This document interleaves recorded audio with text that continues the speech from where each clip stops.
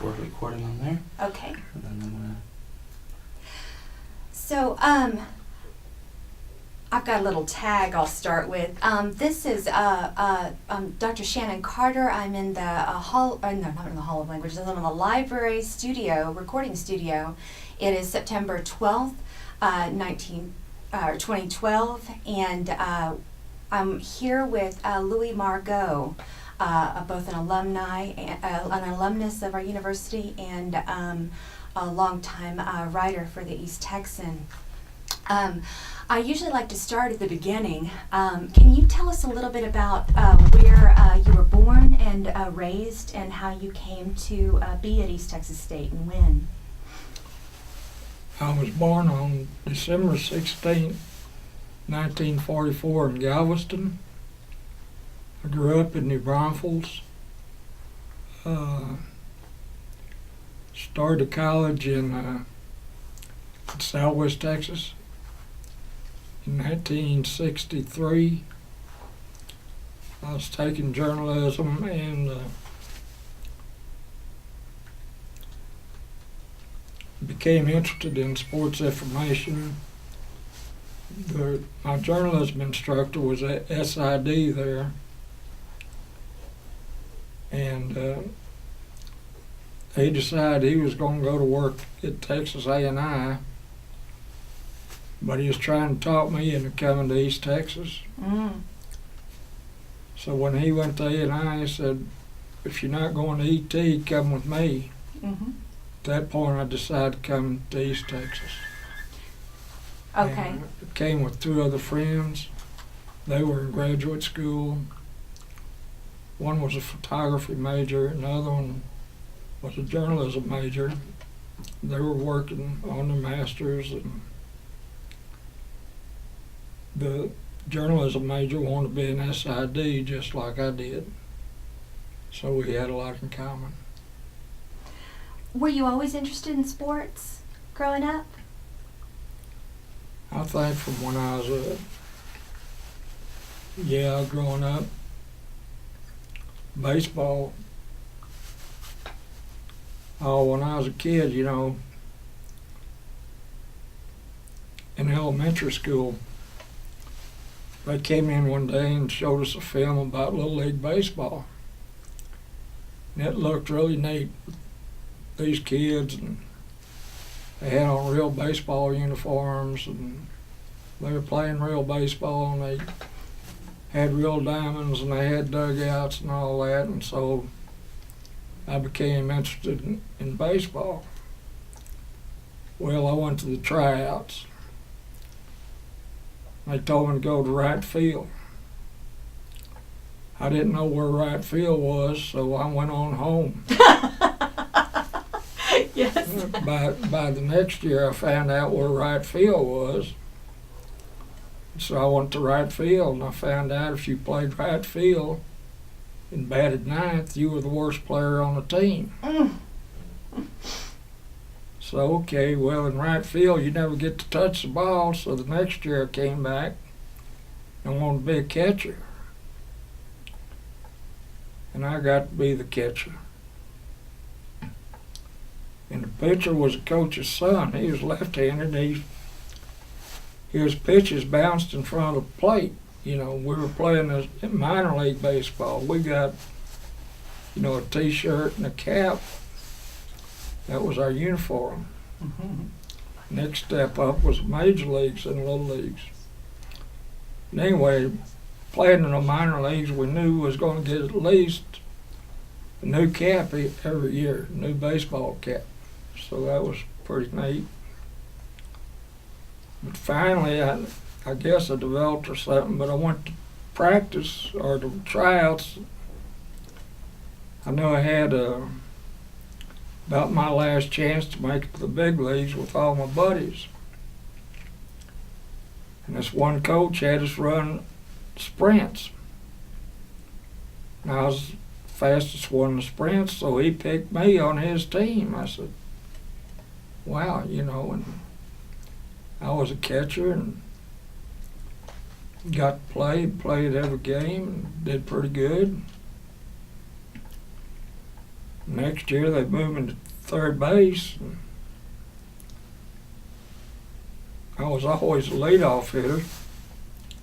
They moved me to third base. And I did pretty good. Must have batted about 400 or something, which was all right. You know, that's not major leagues, but it was good for that league. We made the All-Star team, and we won the championship. And our coach was Jesse Garcia. And he taught me more about baseball and everything. And we just worshipped him. Mm. And I made the All-Star team. Then I found out that he wasn't going to be our All-Star coach. And I thought it was because we had won a championship, so they made the second place coach be the All-Star coach. Mm. But years later, I found out the reason he wasn't our All-Star coach was because he was black. Mm. That's back in 1957. And but from then on, I was always into sports. I loved it. By the time I was 15, I'd blown out both knees, and that was the end of my playing career, and I became interested in sports journalism. Because your love for it continued, but your knees had quit on you. Yeah. You were in New Braunfels then through most of your school career. Then you said you graduated in '63. Is this right, or? Yeah. Okay, and so you were in segregated schools then throughout. Then, am I right, or where? Oh. No, you were. You guys had integrated schools. Yeah, in '57. Okay. And so you didn't think anything of having a black coach. You just you didn't know the complexities, I guess, that he was experiencing, and none of your teammates saw that as well either. I don't think so. So when you came to ETSU, at what year did you come to us? '64. I went 1 year in '63 to Southwest Texas. And that was a year that they integrated due to a court case, state courts versus Southwest Texas. Okay. And they had their first black student there my freshman year. Okay. And when I came to East Texas, they had their first black student. Did you know at the time that you were witnessing history? I didn't think it was that big a deal, you know. And you also graduated just a few months before the assassination of JFK. Do you remember where you were when you heard about that? I was had my parents' car. And I was driving from New Braunfels to Galveston to spend the weekend with my sisters before Thanksgiving. I was going to be back, so I'd spend Thanksgiving with my parents and be able to go to class that week. So I went down on a Friday, was going to come back on Sunday. Assassination took place on that Friday. I believe it was a Friday, shortly afternoon or something like that.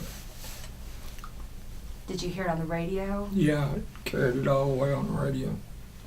When you got to your parents, had they already heard? Oh yeah, well, I went to see my sisters in Galveston. My parents were in New Braunfels. Okay.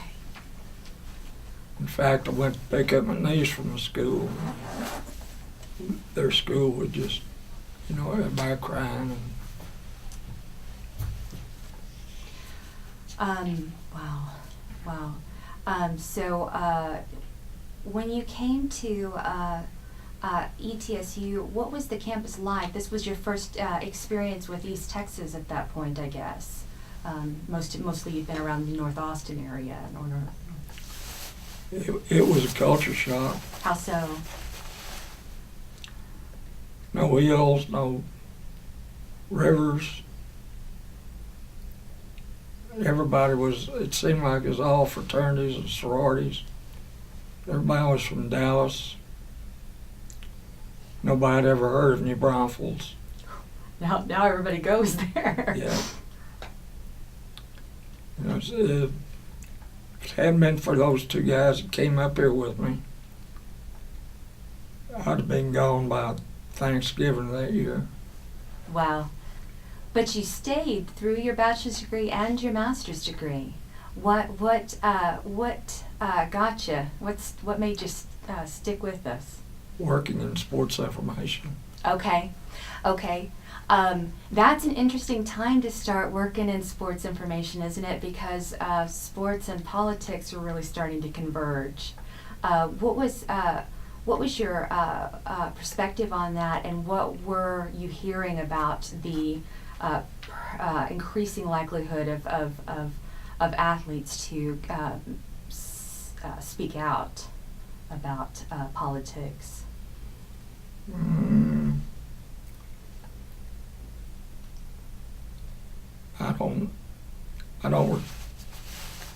I think we were all more concerned about Vietnam. Okay. Can you talk a little bit about that? I didn't know if I was for it or against it, you know. So I guess the main thing was stay in school as long as you can. So you don't get shipped off. I'd hurt my knees, you know, and had knee surgery, and I kind of felt like they wasn't going to take me anyways, so have the fun while you can. But being able to travel with the teams as an undergraduate,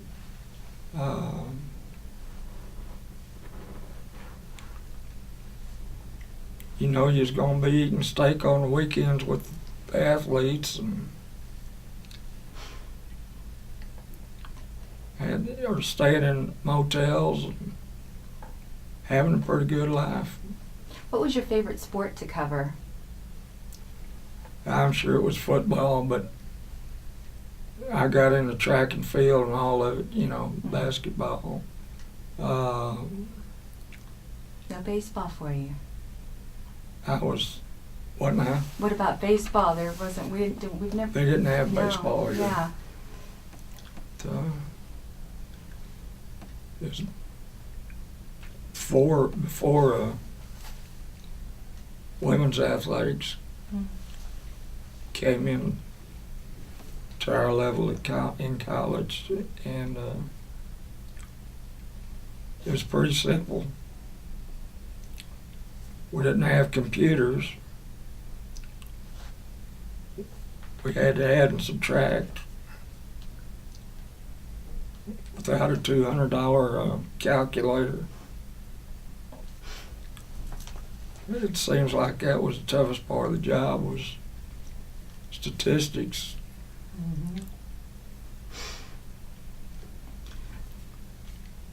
Today I could write you a program that'd just blow through it, you know.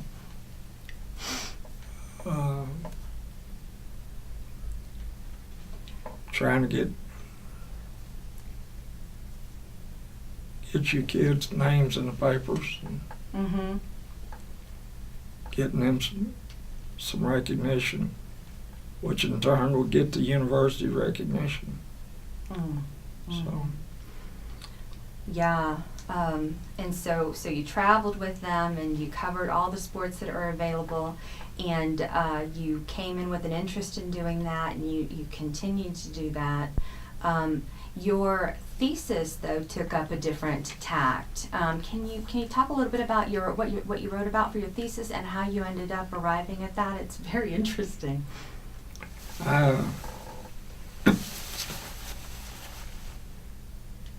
Want to write something about this sprinter, Bobby Morrow, from Abilene Christian. He had won 3 gold medals in the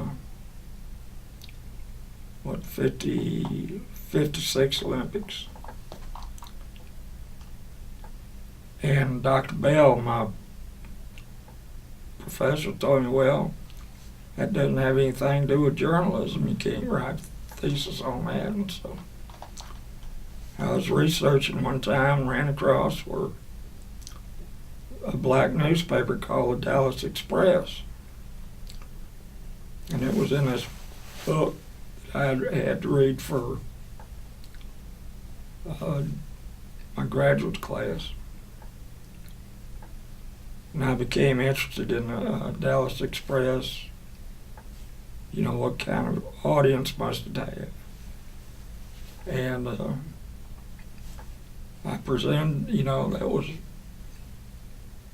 proposed for my thesis, and I said, go with it, and I did. And I did a lot of research there in Dallas, and did quite a bit there in Dallas, and got married. And finally, my wife made me finish it. Yeah, I can. We can wallow in the research, right? Yeah. It was quite lengthy. I was trying to see what did that society, what was it interested in,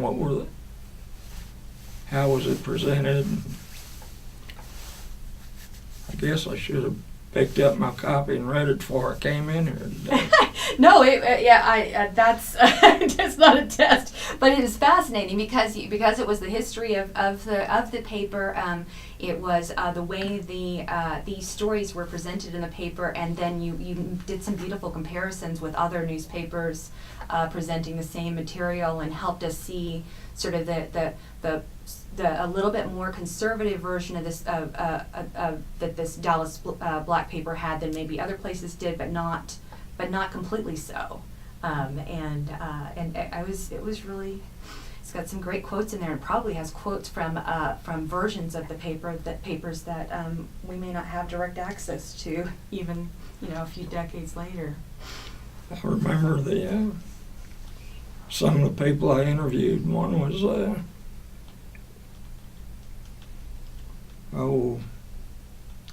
Smith.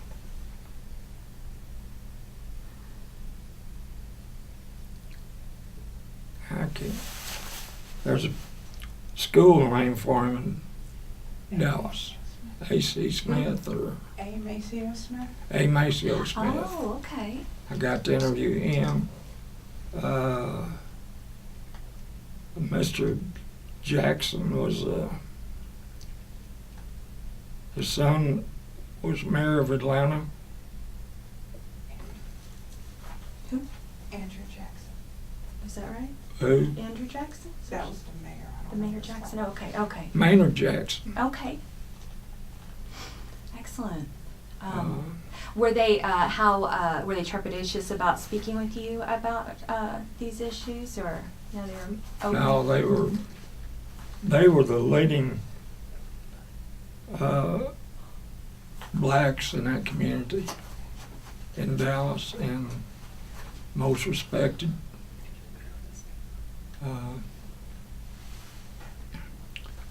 Of course, A. Maceo Smith was an educator. Maynard Jackson was a preacher. And there were several others who owned the paper together. Okay. Wow. So, you guys, is it okay? Yeah, we're just Okay. sorry. Okay. So, I'd like to take you to the time that we were going to get here. That when John Carlos was on campus, and maybe when you first met him, and started maybe covering some of the track meets, and then if you could tell us also a little bit about your what you witnessed and maybe learned about his attempts to draw some attention to some of the problems that were going on here?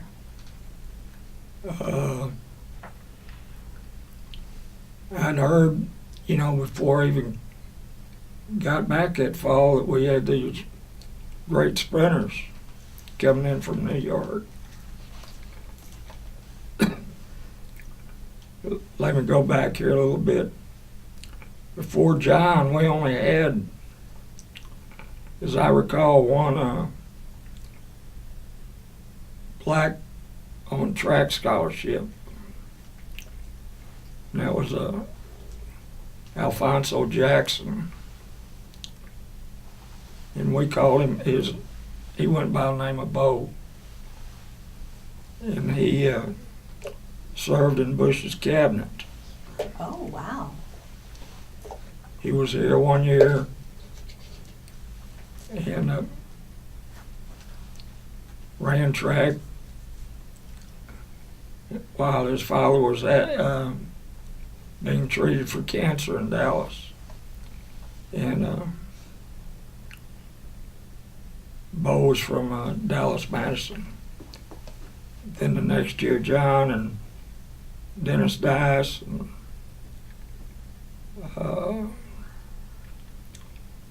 John Davis and Carl Richardson came on board. And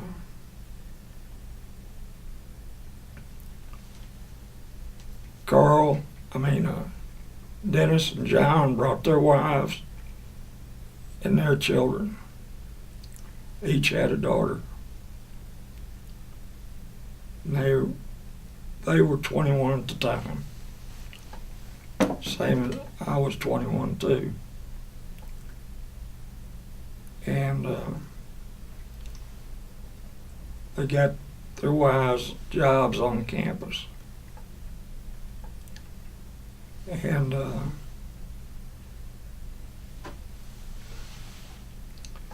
think Barbara Dice went to work in housing as a secretary. And Kim Carlos went to work in the journalism office as a secretary. That was my office because the journalism department was a full-time SID. So I guess you might say she was our secretary. But being a journalist, you don't really need a secretary. Mhm.